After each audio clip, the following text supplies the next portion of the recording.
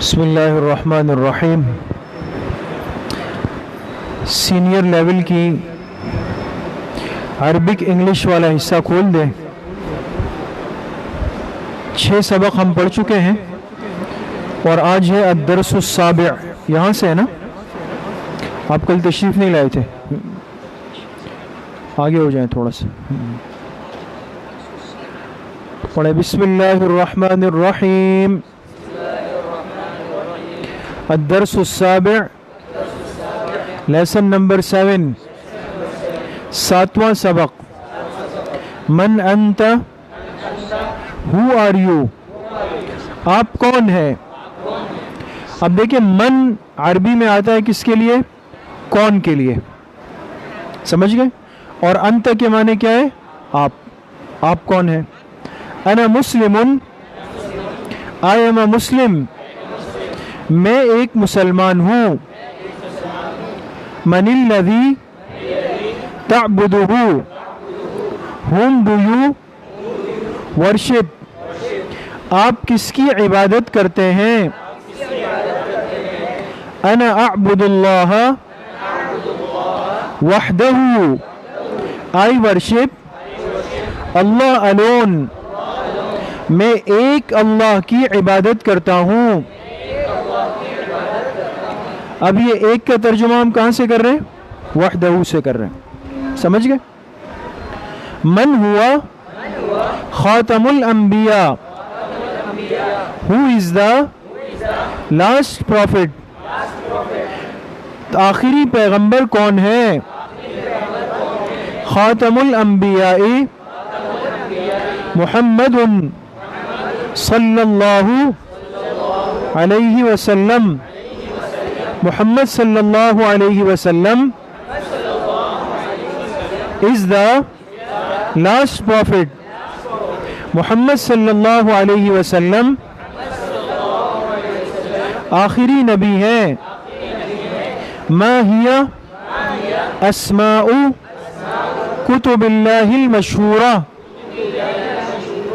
name the famous books of Allah، اللہ تعالیٰ کی مشہور کتابوں کے نام کیا ہیں۔ القرآن والتوراۃ والانجیل والزبور، ہولی قرآن، تورات، انجیل اینڈ زبور، قرآن کریم اور تورات اور انجیل اور زبور۔ من الذی استخلف بعد النبی صلی اللہ علیہ وسلم، who was chosen as the caliph after the prophet صلی اللہ علیہ وسلم، کن کو خلیفہ بنایا گیا؟ نبی کریم صلی اللہ علیہ وسلم کے بعد۔ کان ابو بکر الصدیق رضی اللہ عنہ اول خلیفۃ المسلمین بعد النبی صلی اللہ علیہ وسلم۔ ابو بکر صدیق رضی اللہ عنہ was the first caliph after the Prophet صلی اللہ علیہ وسلم۔ حضرت ابو بکر صدیق رضی اللہ عنہ مسلمانوں کے پہلے خلیفہ تھے نبی کریم صلی اللہ علیہ وسلم کے بعد۔ سمجھ میں آیا؟ کون پڑھے گا، کون ترجمہ کرے گا؟ اور کوئی؟ آپ کریں، شاباش۔ بسم اللہ الرحمن الرحیم۔ الدرس السابع، لیسن نمبر 7، 7واں سبق۔ من انت، who are you، آپ کون ہیں۔ انا مسلم، I am a Muslim، میں مسلمان ہوں۔ من الذی تعبدہ، whom do you worship، آپ کس کی عبادت کرتے ہیں۔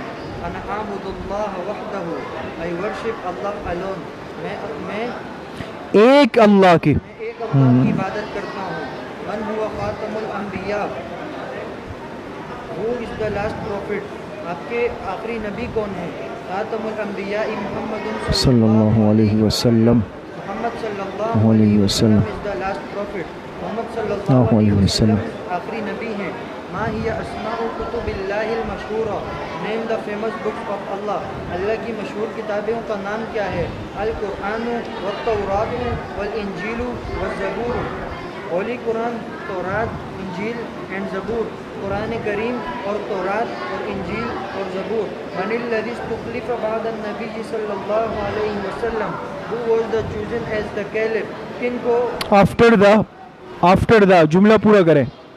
after the prophet صلی اللہ علیہ وسلم, کن کو خلیفہ بنایا گیا نبی کریم صلی اللہ علیہ وسلم کے بعد؟ کان ابو بکر صدیق رضی اللہ تعالی عنہ اول خلیفۃ المسلمین بعد النبی صلی اللہ علیہ وسلم. ابو بکر صدیق رضی اللہ تعالی عنہ was the first caliph after the prophet. حضرت ابو بکر صدیق رضی اللہ تعالی عنہ کو مسلمانوں کا پہلا خلیفہ بنایا گیا نبی کریم صلی اللہ علیہ وسلم کے بعد. ماشاء اللہ, کتنا خوبصورت ترجمہ کیا انہوں نے. مشکل تو نہیں تھا. آگے چلے. آپ لوگ کہتے ہیں آسان ہے تو پھر ہم لوگ آگے پڑھتے ہیں, ہے نا. جس دن آپ لوگ کہیں گے نہیں یہ تو بہت مشکل تھا, کچھ پلے نہیں پڑا, تو پھر ہم لوگ وہیں پہ رک جائیں گے. چلیں. الدرس الثامن, لیسن نمبر 8, 8واں سبق. متى تستيقظ, when do you wake up, آپ کب اٹھتے ہیں.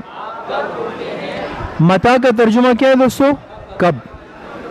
استيقظ في الصباح الباكر, I wake up early in the morning, میں صبح سویرے اٹھتا ہوں.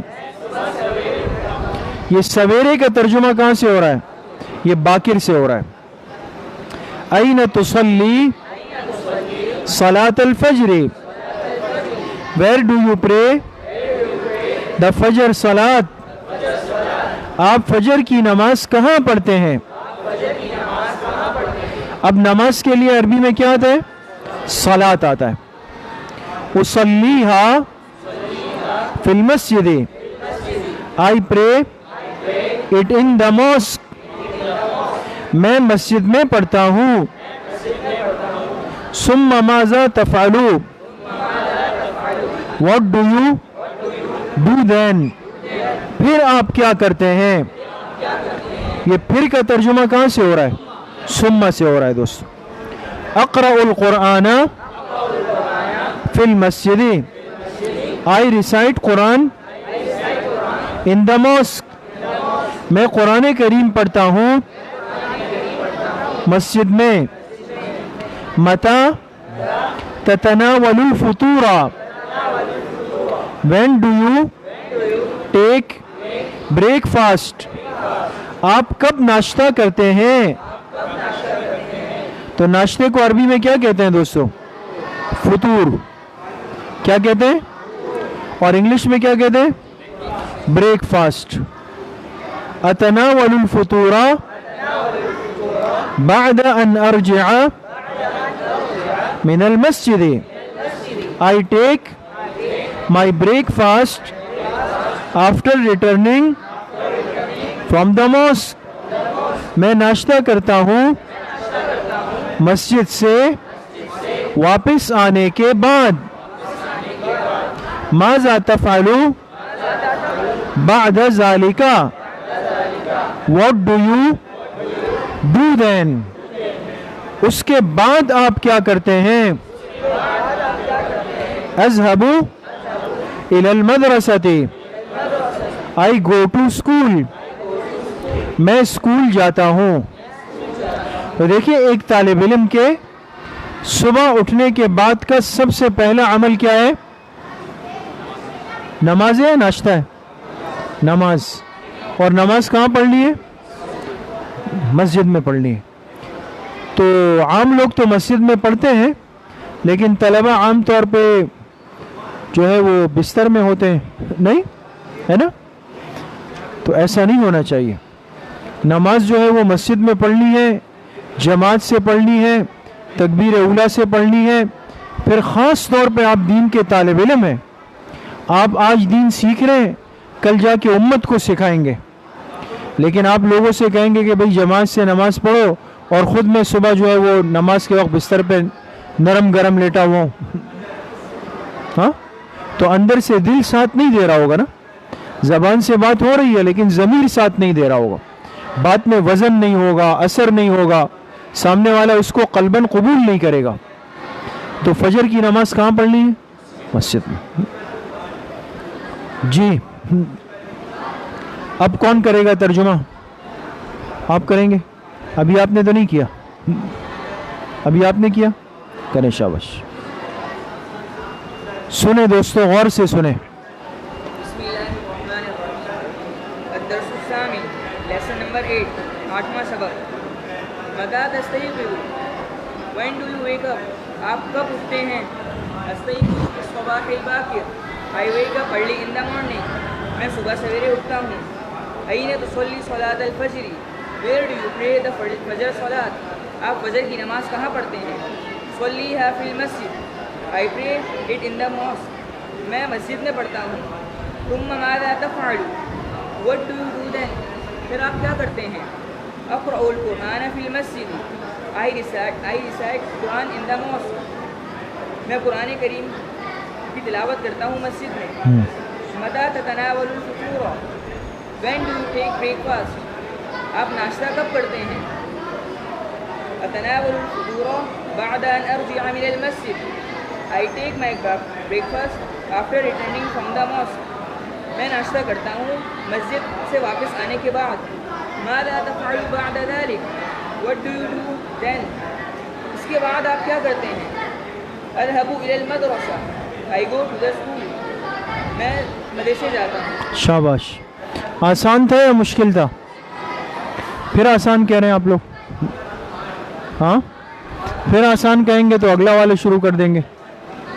تو خیال کریں, اتنا کافی ہے نا, بیٹھ جائیں. شاباش. اس کو دیکھ لیں اچھی طرح. انشاءاللہ باقی جو ہے, کل تو اتوار ہے نا, تو کل تو مغرب کے بعد تعلیم و تربیت کی چھٹی ہے نا, لیکن نیچے مسجد میں تاریخ اسلام کی مجلس ہوتی ہے. شاید آپ میں سے کوئی طالب علم آتا بھی ہو, کبھی آیا ہے کوئی, شریک ہوا ہے؟ تو مغرب کے بعد تاریخ اسلام کی مجلس ہوتی ہے, اور 12 مجلسیں ہو گئی الحمدللہ. کل انشاءاللہ اللہ کے حکم سے 13ویں مجلس ہوگی اس کی. تو آپ سے بھی درخواست ہے کہ آپ حضرات بھی اس میں شرکت فرمائیں. ہماری ذرا حوصلہ افزائی بھی ہوگی, سرپرستی بھی ہو جائے گی, آپ کی توجہات دعاؤں کا جو ہے ہمیں بھی کچھ حصہ مل جائے گا. ٹھیک ہے نا انشاءاللہ. جا کر